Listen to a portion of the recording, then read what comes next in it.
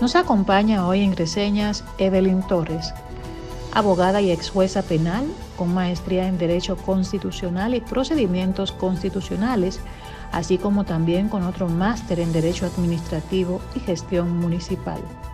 Nos acompaña hoy en reseñas la abogada Evelyn Torres. Saludos y llegamos al segmento central de este programa Reseñas.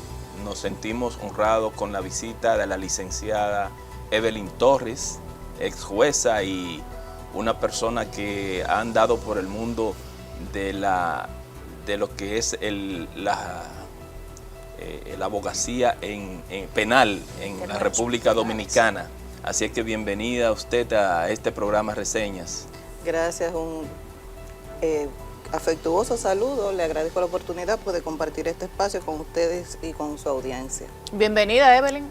Rafael, con Evelyn tenemos muchos temas importantísimos por su referente y por la experiencia que ha tenido, no solo en lo penal, sino también en las debilidades que tenemos en el sistema carcelario, todo lo que atañe al respecto. Y por lo que decíamos al principio del programa, hubo una noticia que se convirtió en tendencia la semana entera. Así es. Fue el informe que se dio a conocer por el periódico de Boston Globe.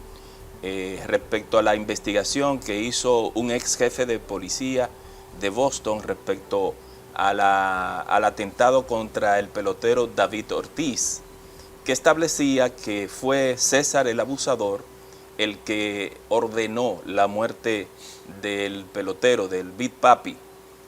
Yo quiero que nos centremos en esta primera parte, analizar, licenciada, una investigación que se hace fuera del país, pedida por el propio pelotero, pero que no tiene ninguna jurisdicción en el nuestro. ¿Cómo ese evento tendría una trascendencia jurídica para que pueda accionar el Procurador General de la República o la Procuraduría General de la República judicialmente? Bueno, puede tener varias lecturas ese informe. Si lo vemos ahora mismo, que es un informe que fue, como al efecto, realizado en el extranjero a un requerimiento privado, en República Dominicana, lo que te dice es, en tu país ocurrió un hecho, nosotros investigamos y la conclusión es esta. El motivo, los autores, los implicados. ¿Qué sucede? El interés de República Dominicana en ese informe, ¿cuál sería? Sería el hecho de que eso puede significar el inicio, el impulso de una acción pública, que es como se denomina en el proceso penal, en contra de las personas que estuvieron envueltas. Pero la lectura que se le ha dado en la prensa nacional es que no va a ser utilizado o puede no ser utilizado para la investigación de los autores materiales que ya han sido sometidos a un proceso judicial que está bastante avanzado. Si mal no recuerdo, existe una condena ya en contra de esas personas o están en etapa de juicio. Hay unos 12 personas involucradas. Pero aquí lo que queda por descubrir es quiénes fueron los autores intelectuales, que si fue el señor que dicen que fue, pues entonces ese señor está fuera del territorio nacional, también sometido a otro proceso. La incidencia sería un inicio de investigación para ver si aquí en República Dominicana obtenerlo a través de una cooperación internacional que lo regula nuestra ley, pero en este caso la cooperación internacional se requiere al Distrito Judicial de Boston, envían el informe y a partir de ahí la Procuraduría, con arreglo a la regulación procesal nacional, pues entonces se puede iniciar una nueva investigación para ver si hay más personas envueltas y las consecuencias que se pueden deducir a partir de ese informe, que no es que tiene valor probatorio ahora mismo en la jurisdicción penal, sino que la Procuraduría como tal puede decir, bueno, yo tengo la obligación de investigar cualquier hecho delictuoso que ocurra aquí. De hecho, han pedido el informe. Porque vamos a poner el tema en contexto. Cuando ocurrió el hecho en el año 2019, todo el rumor público decía lo que determinó esa investigación. Incluso, señores, porque no somos locos, todo el rumor público decía que fue César el abusador el que mandó matar a David Ortiz. Incluso se vio en un canal de televisión cuando César fue. y la gente especuló. Fue a la clínica donde estaba ya Exacto. el Big Papi siendo intervenido. Sí, incluso especulaciones de gente que decía que fue a tal cosa, que no quiero decir para no incorrir. Sí, para pero no ya la incorrir. gente sabe. Es delicado, usted lo sabe. Pero que es muy extraño, licenciada, que ese rumor público entonces aparezca como un informe de un señor que desde sargento hasta jefe de policía de Boston tuvo una trayectoria reconocida, condecorada y con un expertise de ser un individuo que no se va a prestar a chanchullo. Ed Davis. Más que, es decir, reconociendo los méritos del investigador, ¿verdad? Pero en ese momento hay que ver también la estructura judicial nacional o la estructura investigativa. Porque es que la norma obliga a que por el simple rumor público tú puedas iniciar la investigación. Es una acción pública, es decir, el Ministerio Público se entera, ocurrió algo, no tiene que esperar que nadie lo denuncie, sobre todo en estos términos donde no solamente se afecta una figura nacional e internacional que representa el país en un ámbito tan delicado e importante como los deportes, sino que más allá de la afectación de David Ortiz como víctima directa, fue un desafío a la seguridad nacional. Así es. No fue un desafío solamente a él como persona, un atentado a su vida, no es tan simple. Es que ahí se demostró que tú como dominicano no puedes tener la confianza de sentarte a compartir en determinados lugares, porque no vas a tener la debida protección ciudadana. Y más una figura como David Ortiz, que tiene una personalidad tan bonachona, tiene tanta bonomía, o sea, David llega a un sitio e irradia demasiado empatía. confiado. Yo creo que él no entiende la trascendencia de su figura. Pero un punto, licenciada. Pero déjame aclarar, tal vez no es confianza. A ver. Tal vez lo que sentimos todo lo que hemos actuado de forma justa. Sí. Yo no tengo por qué temer a andar sola en la ciudad porque yo nunca le he hecho un daño a nadie. Tal vez él se enmarca dentro de esa conducta y dice, yo nunca le he hecho un daño a nadie, no he afectado los intereses de nadie, yo me puedo sentar como cualquier ciudadano en cualquier lugar. Así es. El antes y el después de la investigación. El primer informe, quienes los dan son unas autoridades que ya no están. Las autoridades de ahora son distintas. Incluso había hasta una percepción muy negativa sobre las autoridades que rindieron el informe a que él acusaron o que se orquestó desde la cárcel del 15 de Asua, que fue fulanito de tal.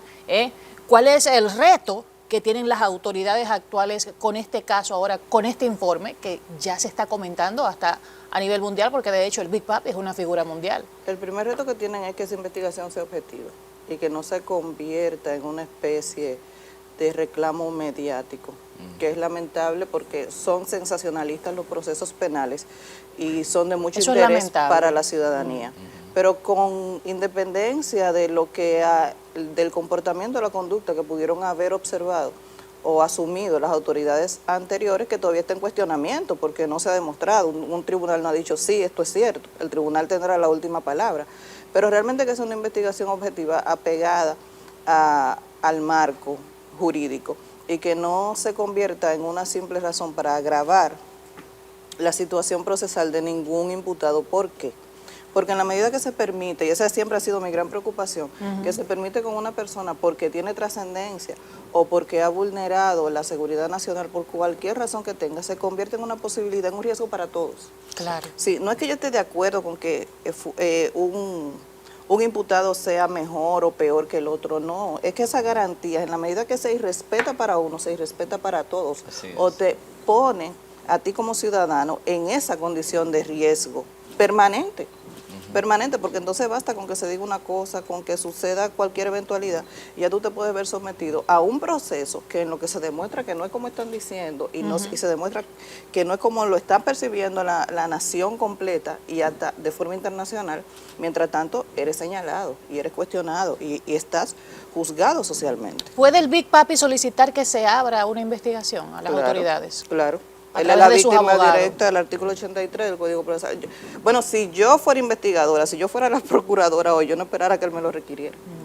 Sí, bien o mal, no lo esperara. Incluso hasta cuando lo establece, que cuando hay, usted lo decía ahorita, un rumor público, exacto, la Procuraduría General, el Ministerio Público, está obligado a a generar una investigación respecto a un hecho que ocurrió. Entonces, había un rumor muy fuerte con eso. Y en este caso, desborda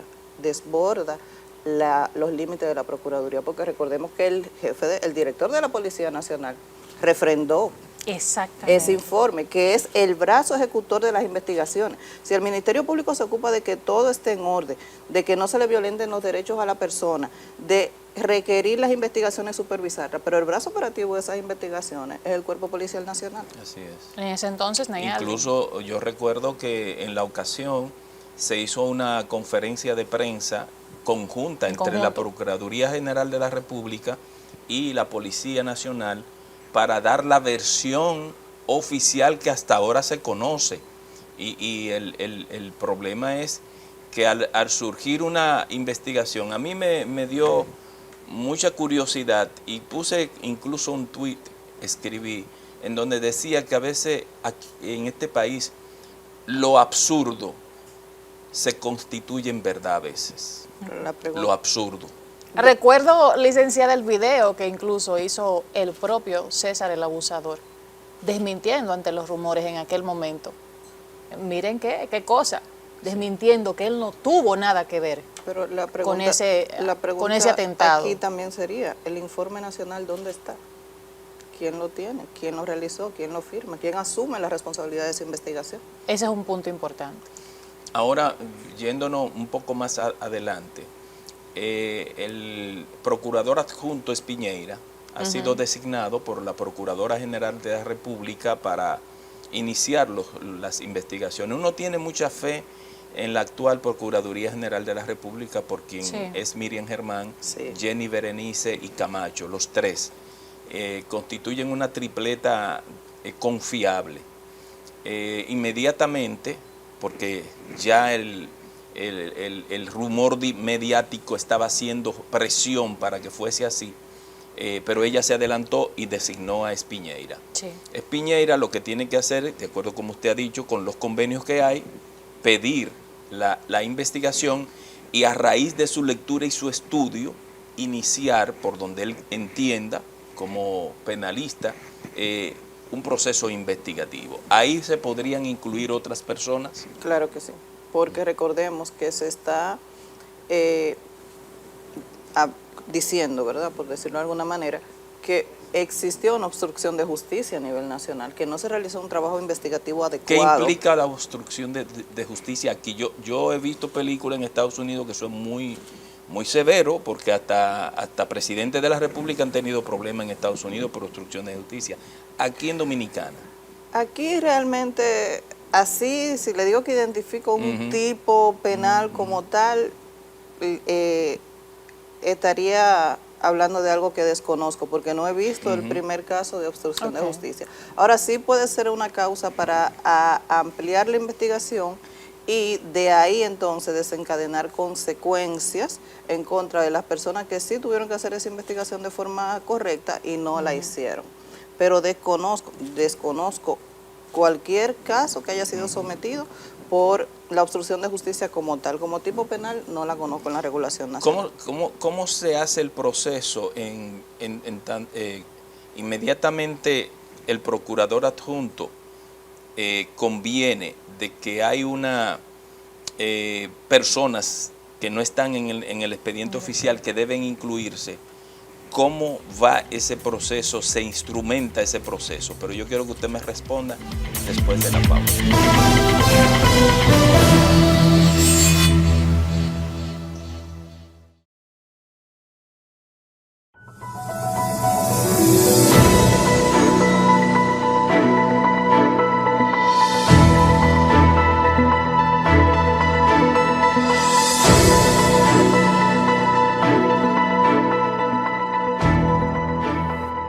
Gracias por continuar en Reseñas. Tenemos hoy plato fuerte con la ex jueza Evelyn. Evelyn, nos quedamos con una pregunta en el aire que hizo mi compañero y colega Rafael.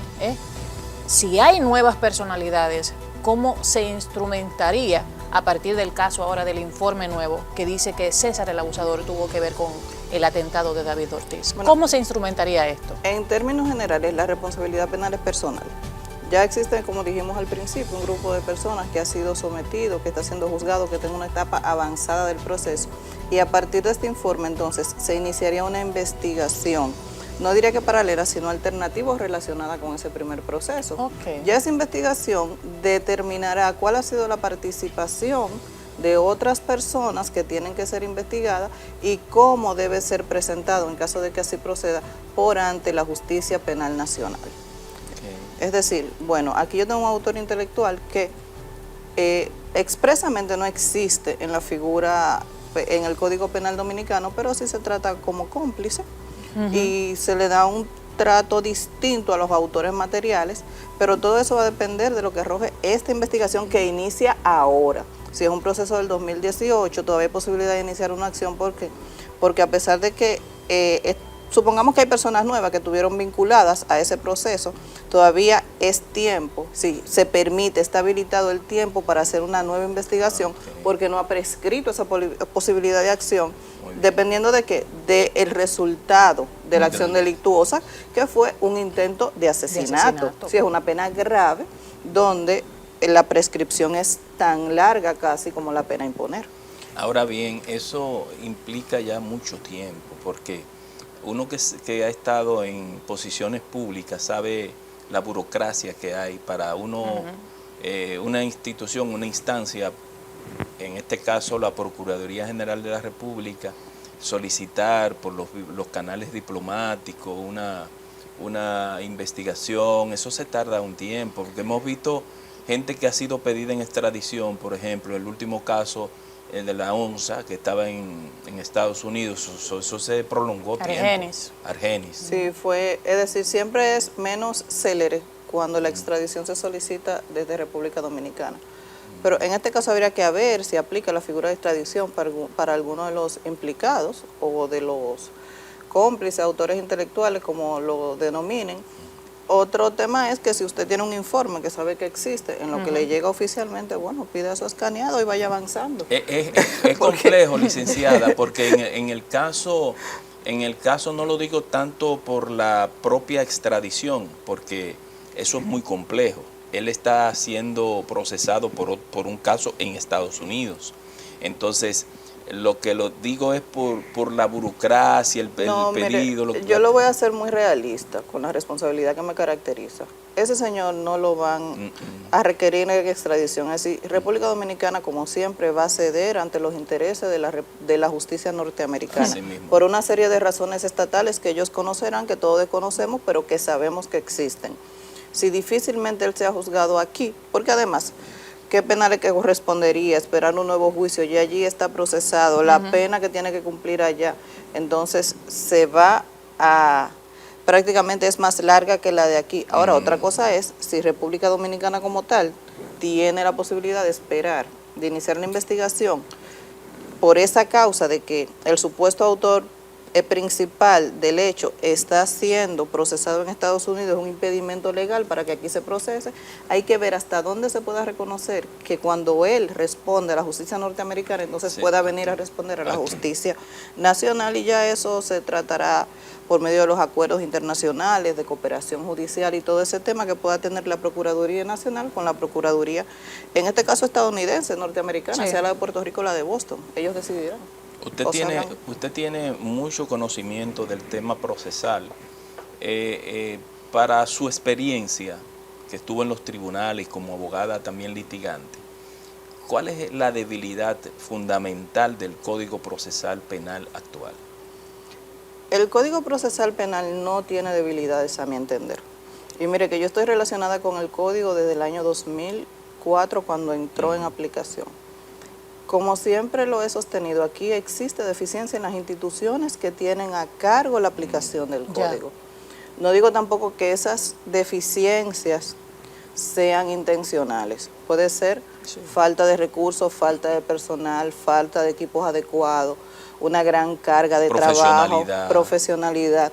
Sí, como mi experiencia como funcionaria pública o judicial, como servidora pública, que fue como siempre lo asumí, es que usted está brindando un servicio, entonces usted debe tener esa vocación. Eso es así. Entonces sucede también que existen funcionarios que van ahí porque es la única posibilidad que tienen de asumir ciertas posiciones y no le dan el carácter que deberían darle. Y eso va haciendo como ese hoyo, como esa gota de agua que hace ese hoyo en la piedra. Y le acera todo el trabajo de personas profesionales que sí quieren servir, porque la justicia es un tema delicado. Muy delicado. Y complejo. Complejo. Entonces yo siempre decía que tú tienes que tener la capacidad. Yo trataba los expedientes como un número. Okay. Si yo no los personalizaba. ¿Por qué? Porque eso te permitía, o me permitía a mí en ese momento, sin prejuicios, actuar sin prejuicios. Y aunque me viera como medio desafiante del sistema, que no lo niego, pero dentro de mi posibilidad y mi convicción, lo que se me presenta en el tribunal, darle a cada quien lo que le corresponde.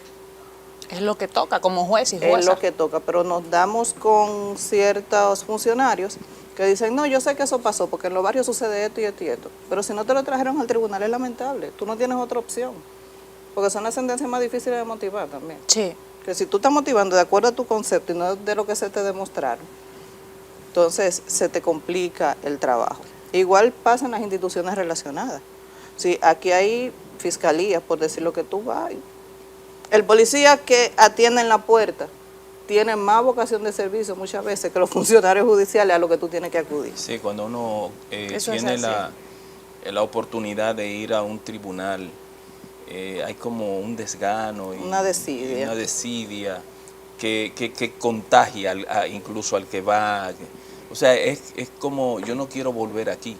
Es que el usuario no tiene culpa ni de que usted esté mal pagado, sí, ni que usted no tenga una silla cómoda, ni de que usted no tenga una computadora de última generación. Es una persona que se acerca con un problema. Hay que trabajar profundamente en eso. Yo creo que en todas las instituciones. Yo tengo una pregunta hipotética. La Procuraduría actual acoge el expediente, ¿verdad? Empieza a investigarlo. Si se determina alguna responsabilidad, si se valida ese informe del señor que era de la Policía de Estados Unidos, ¿cuál sería la responsabilidad tanto de la policía como de la Procuraduría en ese momento que rindió el informe? Eso está en la mano del Ministerio Público. ¿Del Ministerio Público actual? Sí, primero porque ese informe no es una prueba, como yo dije en principio, sino es un informe que te dice, bueno, aquí sucedió esto, y de eso que sucedió se presume que tales personas agotaron tal rol. Entonces ya es el Ministerio Público que va a determinar cómo va a calificar esa conducta y cómo la va a perseguir, de qué forma va a ir donde el juez le va a decir, mira juez, esta persona y esta cometieron estos hechos y yo lo he calificado de tal, verifica. Y a partir de ahí... Recordemos que el procurador de ese momento está preso. Bueno, se le agravaría su situación. Y yo creo que por ahí va el tema. Va un poco por ahí, por agravar esa situación. Así es. Usted estuvo en un tribunal de familia y en la familia se presentan muchos temas que terminan en el tribunal, sí, a veces penales. Yo conversaba en algún momento sobre una experiencia de un amigo. Voy a plantear este tema porque es un tema de familia. Del tema de violencia de género en una pareja. Conversaba con Jenny Berenice cuando ella estaba en la fiscalía respecto a una situación de un amigo. Tenía una denuncia de su pareja, pareja informal, de violencia de género, que yo no meto la mano en ese tema por ningún amigo, ni siquiera ni por hijo, porque no debe ser. Nadie puede abusar de una mujer. Esa es mi convicción. Sin embargo, yo conozco a esa persona. Me resultó difícil que incurriera en eso y le hablé con esa persona, le pregunté, etcétera, etcétera, porque lo conozco hace tiempo. Pues resulta que era un invento.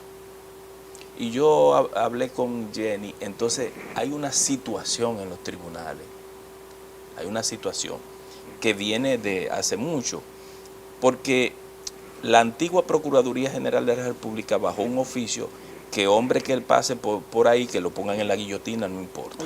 Aunque se retire. Y ahora. También. Entonces, yo le decía a Jenny, quiero hacer esta anécdota para que sirva como de discusión ahora. yo le decía a Jenny, es verdad, muchos hombres abusadores. Creo que hay bastante hombres abusadores, en todos los sentidos, física y psicológicamente y emocionalmente. Entonces, es 100%. Tú no puedes aplicar una tabla rasa, porque entonces no es justicia. Yo le decía a Jenny, me dice, mire lo que pasa, Rafael. Aquí, en el tribunal que yo le puse, que era la cámara de gas, allá abajo en la fiscalía, cámara de gas. ¿Por qué una cámara de gas? Porque tú no puedes juzgar a todo el mundo igual. No, claro, tú tienes que escuchar los argumentos, aunque tú no puedes ir prejuiciado. Escúcheme. Entonces, llegan a un acuerdo en un caso de una pareja por violencia de género. ¿Qué ocurre? Espérate, muchacho, que tú estás muy interesante. ¿Qué ocurre? Que, por desgracia, el hombre sale de la cárcel y va y mata a la mujer. Estaba la jueza, yo no sé si de la primera o la tercera, no sé, allá. ¿Qué ocurrió? Los jueces hicieron así. Y de allá le baja una orden a los fiscales que también se está administrando justicia. No, definitivamente no, pero no en ese tipo penal, en ningún tipo penal. Hay mucho prejuicio. Sí. Hay mucho prejuicio. Además se entiende que la forma de convencer a la ciudadanía de no delinquir es aplicar penas severas como una forma persuasiva. Yo no estoy de acuerdo. Sí. Ese es un tipo penal muy delicado. Yo evito litigar ese tipo penal porque es uno de los pocos tipos penales que me afecta, porque siento que por más que tú hagas tu trabajo, no puedes obtener una objetiva administración de justicia. Sí, no es eficaz. No es eficaz. Realmente, porque no es justa. Así es. Sucede mucho para la magistrada Jenny Berenice, que podemos estar de acuerdo con ella o no, pero es una persona muy frontal en cuanto a sus decisiones y lo que ella piensa. Todo el mundo sabe lo que ella piensa de determinados tipos penales. Es decir, ella para mí representa en muchos aspectos lo que debe ser la seguridad jurídica, porque hay momentos que tú tienes un tipo penal y tú sabes que no puedes ir a plantear un acuerdo porque ella no lo va a acceder. Sí. Y así fue. No, tan simple como eso. Sí, pero yo entiendo que ese es un tipo penal muy delicado, que está muy corrompido, pero muy corrompido no en términos económicos, sino en términos de convicción, de prejuicio. Sí, basta con que yo vaya, porque como la testigo por excelencia soy yo, igual que en la violación. Y si yo digo que fulano o cualquier persona me golpeó, aunque yo me autogolpeé, el médico legista ve que yo tengo un moratón y yo soy lo suficientemente lo dan por hecho, ya por lo válido. Dan por hecho, y a esa persona tú le y puedes, no debe ser así. Señores, el que cae preso, eso es una afectación para siempre. Y más en el sistema carcelario que tenemos, licenciada, bueno, que sabemos. Entramos a un tema, pero aquí esta gente está con una presión. Lo que mandan aquí, ellos son los que saben del tiempo. Licenciada, sí, un tema que de verdad nos comprometemos a invitarla para hablar del tema de familia. Claro. Porque hay muchos problemas. Y el tema de familia es muy interesante. Es mucho más allá de la violencia de género. Hay muchos aspectos interesantes. Mucho, inclusive en temas de sucesiones.